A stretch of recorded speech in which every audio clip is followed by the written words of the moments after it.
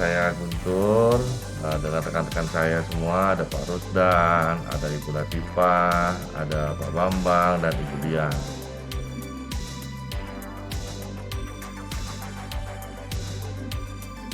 Assalamualaikum warahmatullahi wabarakatuh.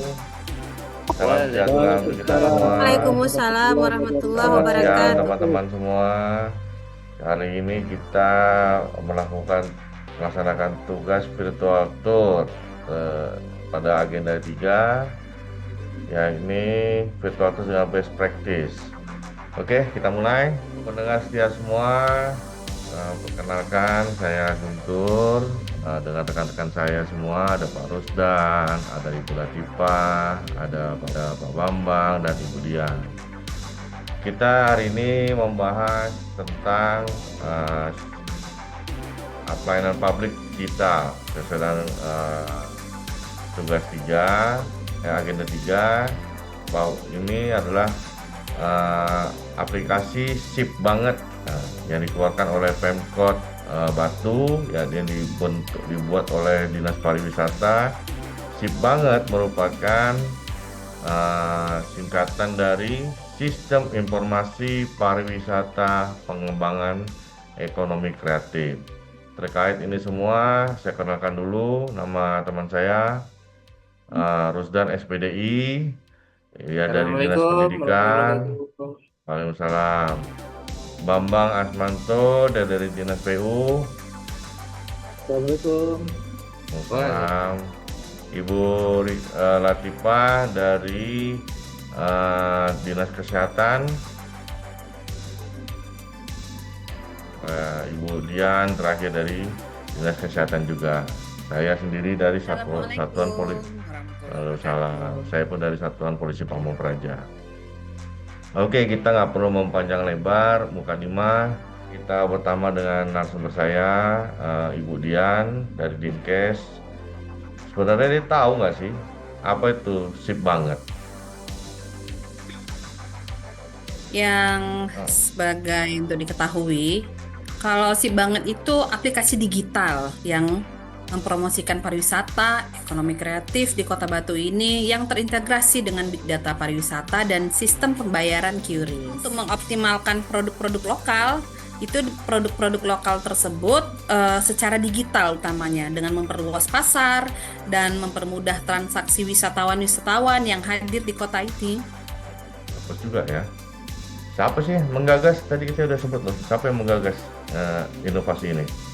Iya, sebagai informasi untuk masyarakat mungkin ya, di pariwisata itu bersama stakeholder pariwisata dan ekonomi kreatif. Jadi mereka yang menggagas inovasi ini agar inovasi ini bisa diimplementasikan dan dinikmati oleh masyarakat luas. Oke, apa sih singkatannya? Iya, si Banget itu perpanjangan dari Sistem Informasi Pariwisata Pengembangan Ekonomi Kreatif. Oh, berarti dia in banget ya. Memang dengan apa namanya, dengan situasi sekarang ya. Berarti ekonomi kreatif itu memang harus berkembang ya. Kapan isi banget ini bisa diimplementasikan? Pertama kalinya. Mulai dikembangkan itu tahun 2020. Nah, dan Hmm. aktif digunakan itu sejak 2021 hingga sekarang. Nah, ya mungkin karena dari awal-awal digunakan, dikembangkan, mungkin belum terlalu ini ya, terlalu familiar. Tapi semakin berjalannya waktu, diharapkan agar ininya nanti semakin familiar. Fiturnya itu macam-macam ya. Ada Heeh. katalog digital, ada paket wisata tematik, ada integrasi kris, big data pariwisata. Nyaman sih, tapi kalau untuk pembayaran itu kita mengikuti dengan perkembangan digital saat ini dengan menggunakan QRIS salah satunya untuk transaksi cashless yang aman dan cepat. Budaya, pameran produk-produk lokal itu salah satu usaha dan cara yang dilakukan oleh Dinas Pariwisata untuk dilakukan fitur-fitur promosi dalam event-event apapun yang bisa dilakukan. Ya, oke. Selanjutnya saya kepada Ibu Ifah Latifah, apa tentang dampak dan keberhasilannya? Sekarang kita masuk ke hasilnya. Seberapa besar sih dampak dari aplikasi ini? dan dampak sip banget terhadap omset pelaku UMKM itu gimana Bu? Ya Pak, untuk terkait dampak dari sip banget ini terhadap omset pelaku UMKM, tentunya dari sisi omset kelihatan meningkat dengan signifikan. Biasanya dari sekitaran 435 juta pada tahun 2019 itu sekarang menjadi sekitar 4,37 miliar. Tentu betul sekali. Itu akan berdampak Bisa pada kaya kayak tentunya gini ya. meningkat. Ya, kaya Pak. Jumlah industri yang terhubung meningkat Bu ya? Ya, itu di tahun 2020 ada 17 jumlah industri yang kita data.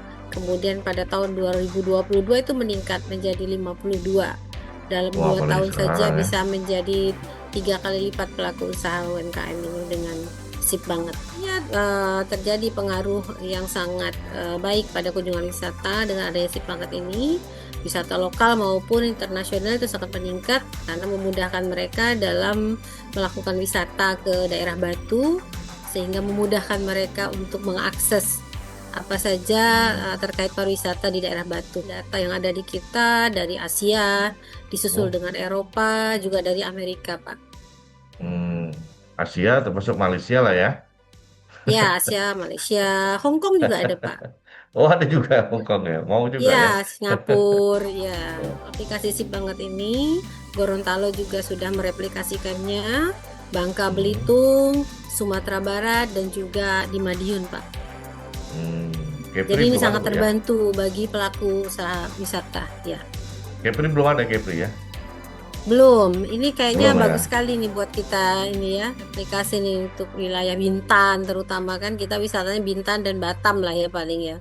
Iya. Natuna juga nih, Anambas, mungkin perlu juga mereplikasikan aplikasi ini. Iya, sangat menarik untuk direplikasikan di wilayah kita. Mereka merasa lebih terbangun citranya terhadap kota wisata ya sebagai smart tourism city.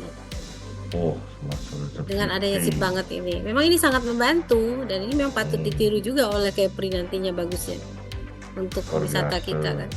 Kita juga nggak kalah di daerah wisatanya kan. Iya sebenarnya, cuma inovasinya masih yang kurang. Yang masih kurang, betul. Iya. Peluang pasar baru bagi mereka ya dengan adanya aplikasi ini, inovasi ini. Mungkin akan ada lahir inovasi-inovasi baru lagi nantinya bagusnya untuk lebih memasarkan daerah pariwisata, daerah atau lokasi-lokasi pariwisata yang bagus. Diambil dari keberhasilan inovasi sip banget oleh Kota Batu Malang ya. Mungkin kita bisa belajar dari situ kombinasi teknologinya, regulasinya, dan juga kolaborasi atau merupakan salah satu kunci daripada keberhasilan pariwisata dengan teknologi digital yang ada sekarang kan. Iya, selanjutnya saya bertanya sedikit dengan Pak Bambang. Nggak mungkin lah namanya inovasi itu tidak memiliki kendala atau tantangan. Kira-kira Pak Bambang bisa lah menjawab dari isu-isu kendala dan tantangan. Kira-kira apa kendala utama dalam mengimplementasikan sip banget ini? Mas Guntur ya.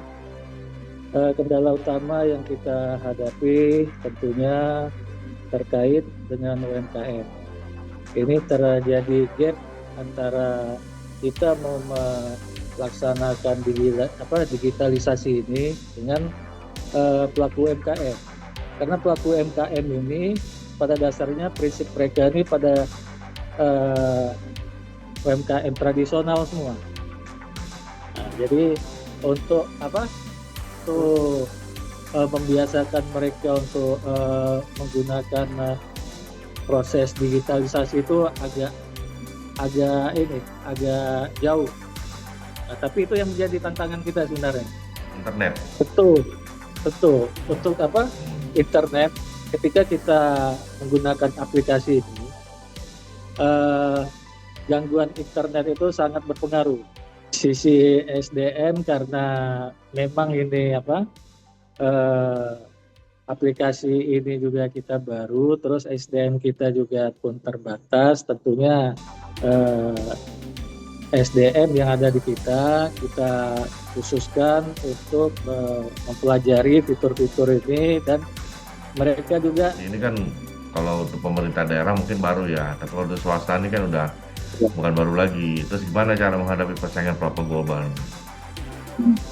jadi untuk menghadapi persaingan ini tentu kita persiapkan dengan diferensiasi fitur, dan kita fokus pada potensi lokal, di mana potensi lokal kita ini bisa kita booming untuk keluar. Ada tidak kendala dari sisi pembiayaan gitu? Sangat ada, sangat banyak. Sangat ada ya. Ya, karena memang terkait anggaran gini, dukungan dari pemerintah memang ada, tetapi kan anggaran dari pemerintah itu juga terbatas. Keamanan data pengguna itu ada tadi dalam kita bahas ya. Gimana cara menjaga keamanan data pengguna itu? Apakah datanya semuanya bisa tersebar Untuk kemana-mana? keamanan data ini tentu di sistem keamanan, terutama untuk di Service, kita akan melakukan pemeliharaan rutin setiap bulan, dan aplikasi ini ke depan, begitu Mas Guntur. Kendalanya Jadi dalam kita promosi mereka. kita perkenalkan ke masyarakat tahu, masyarakat pasti ingin mencoba, karena masyarakat itu dia punya kemauan untuk coba itu pasti tinggi. Dengan digitalisasi ini kan memang awal yang baru juga dari kelompok UMKM kita ini. Emang kalau cari duit memang harus begitu memang. Oke, terima kasih atas penjelasannya Pak Bambang. Oke, sekarang kita beralih ke sama-sama. Kita beralih ke Pak Rusdan. Ini jauh di ujung Indonesia, dekat Malaysia pula tuh. Oke, selamat siang Pak Rusdan, sehat? Ya, alhamdulillah, selamat siang Pak Guntur. Oke, sekarang kita lihat bagaimana sih, pasti ada namanya strategi keberlanjutan. Sekarang kita lihat bagaimana kelanjutan program ini ke depan.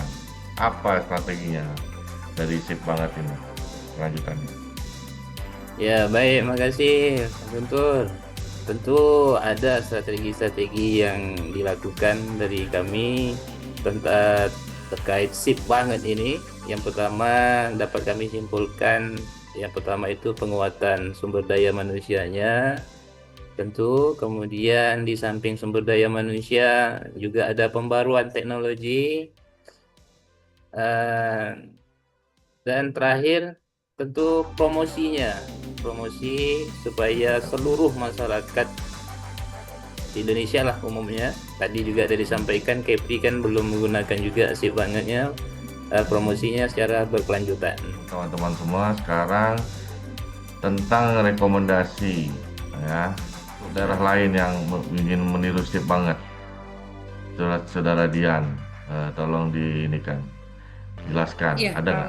Iya, baik Pak Guntur. Kalau untuk saran ya, agar daerah lain yang ingin Sip Banget ini, kita sesuaikan dengan teknologi, dengan potensi lokal, dan libatkan stakeholder itu sejak awal, sehingga nanti akan terbentuk Sip Banget. Oke, apa visi jangka panjang Sip Banget ya Pak Rusdan?